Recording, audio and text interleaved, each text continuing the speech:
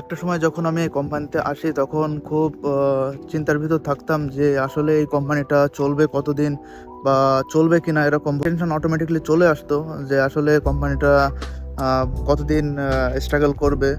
তো যাই হোক, আলহামদুলিল্লাহ এখন আমাদের কোম্পানিতে 300-এরও উপর স্টাফ কাজ করে।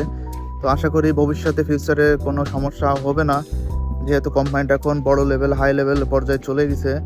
তো এগুলো সবই আল্লাহ পাকের ইচ্ছা আর কফিলের প্রচেষ্টা। আমরা যে এরিয়ায় থাকি, তো এইখানে আর কি কফিল বর্তমানে উপর লেভেলে আছে।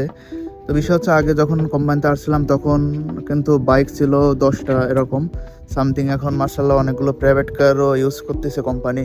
আপনারা যা দেখলেন আসলে এইগুলো হচ্ছে আল্লাহ পাকের রহমত এবং সকলের ভালোবাসা দোয়াই, যার কারণে আজকে দেখুন কোম্পানি কত বড় লেভেলে চলে আসছে। তো সবাই সুস্থ থাকবেন, ভালো থাকবেন, এই প্রত্যাশায় আমি আজকের ভিডিওটি শেষ করলাম। আল্লাহ হাফেজ।